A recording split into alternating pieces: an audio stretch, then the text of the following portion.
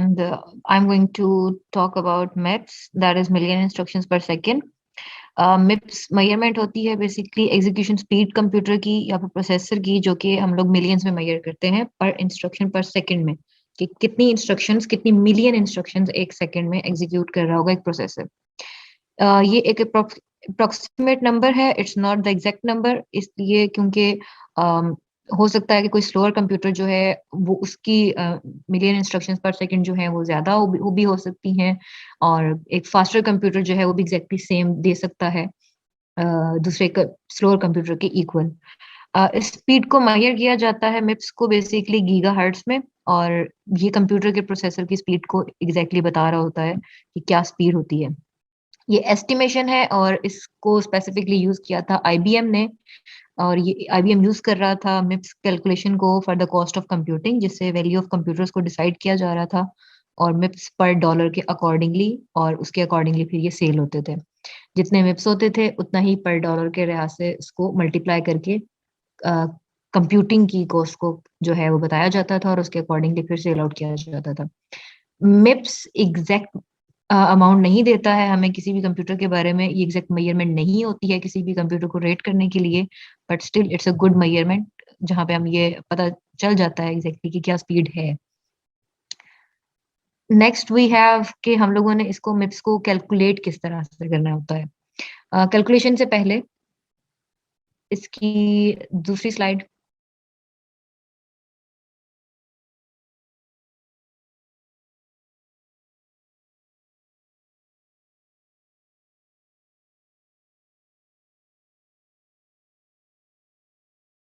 Next slide please.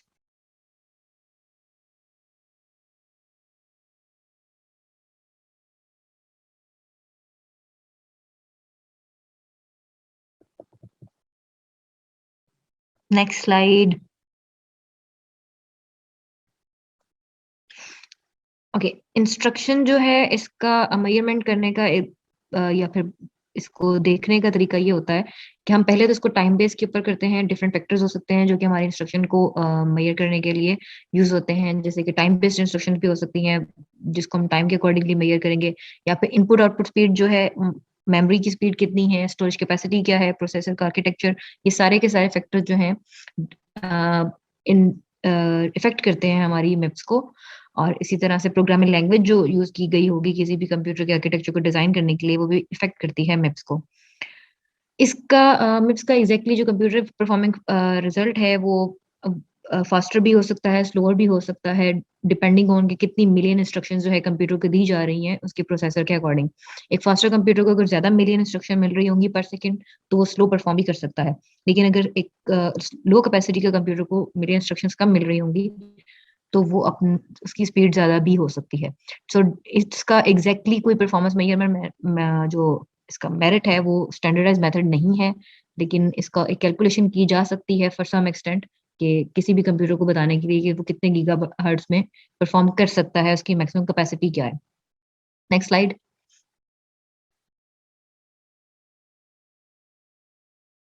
How to calculate MIPS. MIPS को calculation करने के फैक्टर्स जो हैं वो क्या क्या हैं, इसके लिए हमें रिक्वायर होती है इनपुट प्रोसेसर के नंबर ऑफ इंस्ट्रक्शंस पर सेकंड, सीपीयू की प्रोसेसर की स्पीड जिसे कहते हैं साइकिल्स पर सेकंड में होती है वो भी, सीपीआई एवरेज क्लॉक पर इंस्ट्रक्शंस चाहिए हैं, और एग्जीक्यूशन का टाइम चाहिए होता है। ये सारे फैक्टर्स को हम डिवाइड और मल्टीप्लाई के थ्रू हम मिप्स को कैलकुलेट कर सकते हैं डिपेंडिंग अपॉन टू मेथड्स। और इसका जो फर्स्ट मेथड है मिप्स का, that is in the next slide please.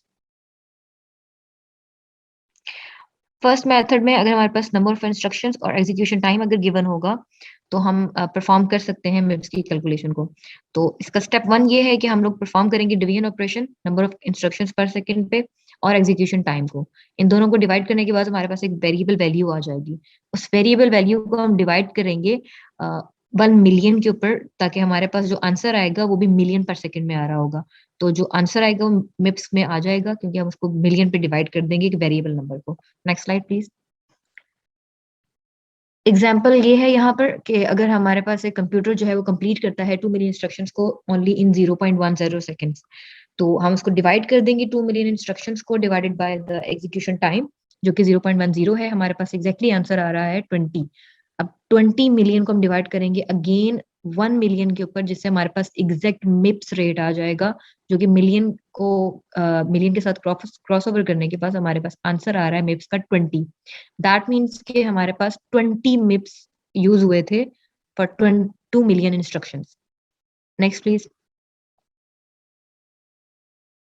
Second method में हमारे पास डिपेंडिंग कर रहा होगा हमारा मिप्स की कैलकुलेशन सीपीयू और सीपीआई के रेट के ऊपर। दैट मीन्स कि हमारे पास नंबर ऑफ साइकिल पर सेकंड क्या आ रहे हैं और हमारे पास नंबर ऑफ साइकिल पर इंस्ट्रक्शंस क्या है। हम इन दोनों के दरम्यान में डिवीजन परफॉर्म करेंगे और उसके बाद जो हमारे पास वेरिएबल वैल्यू आएगी, हम अगेन उसको मिलियन पे डिवाइड करके हमारे पास मिप्स का आंसर आ जाएगा। इसकी एग्जाम्पल, अगर एक कंप्यूटर का सीपीयू 400 मेगाहर्ट्ज के ऊपर कैलकुलेट कर रहा है उसका सीपीयू, और उसके पास जो सीपीआई है दैट इज साइकिल्स पर इंस्ट्रक्शंस जो है वो 2 होती हैं। दैट मींस कि अगर 2 इंस्ट्रक्शंस पर साइक 2 साइकिल्स पर इंस्ट्रक्शन जा रहे हैं, जबकि उसकी टोटल स्पीड जो है सीपीयू की दैट इज 400 मेगाहर्ट्ज, तो हम उसको पहले 400 को डिवाइड कर देंगे सीपीआई के साथ, जो कि एक वेरिएबल वैल्यू हमारे पास 200 आ जाएगी। इसको दोबारा से डिवाइड किया जाएगा मिलियंस के ऊपर, क्योंकि हमारा मिप्स मिलियंस में कैलकुलेट कर रहा होता है।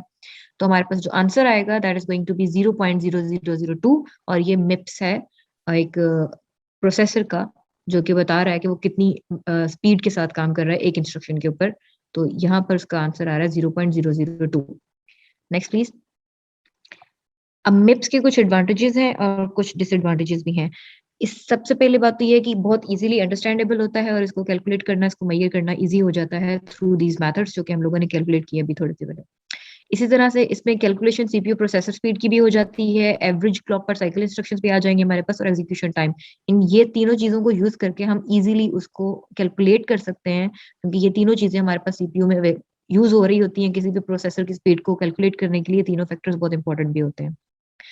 इसमें बहुत ज्यादा अमाउंट ऑफ वर्क को भी कैलकुलेट किया जा सकता है, बहुत इजीली हैंडल किया जा सकता है, क्योंकि अब हम डिवाइड कर रहे होते हैं 2 फैक्टर्स को सिर्फ, और 2 फैक्टर्स में आप कोई भी 2 फैक्टर चूज कर सकते हो, टाइम्स को या फिर प्रोसेसर की स्पीड को या फिर इंस्ट्रक्शंस पर साइकिल को।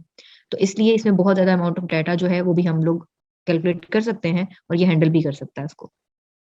डिसएडवांटेज ये है कि ये एग्जैक्ट एग्जीक्यूशन टाइम हमें नहीं दे रहा होता है।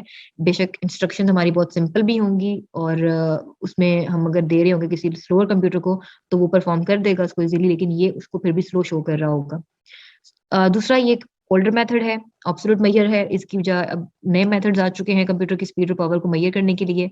अब दूसरे तरीकों से मेजर किया जाता है, जबकि मिप्स इज एन ओल्ड मेथड, ये एग्जैक्ट हमें मेजरमेंट नहीं देता है किसी भी कंप्यूटर की स्पीड के बारे में, इवन दो के गीगाहर्ट्ज में मेजर करने के बाद भी।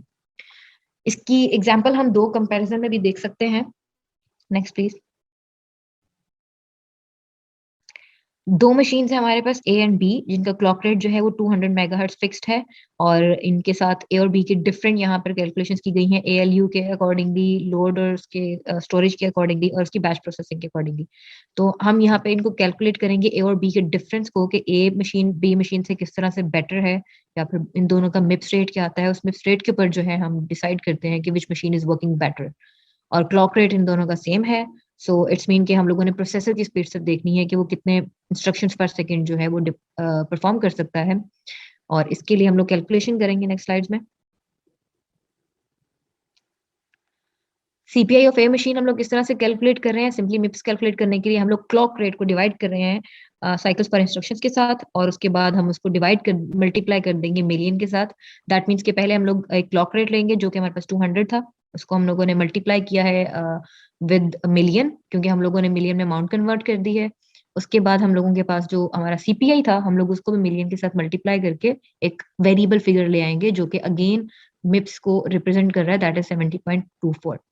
इसी तरह से बी मशीन का हम लोगों ने कैलकुलेट करना है, उसके लिए भी क्लॉक रेट को डिवाइड करेंगे सीपीआई के साथ, साइकिल पर इंस्ट्रक्शंस के साथ, और हमारे पास जो आंसर आ रहा है दैट इज 83.67। और अगर इन दोनों को कंपेयर किया जाए तो वी कैन सी दैट कि जो बी मशीन है that is quite much more capable than machine A, और ये इसके मिप्स इसका डिसाइड कर रहा है।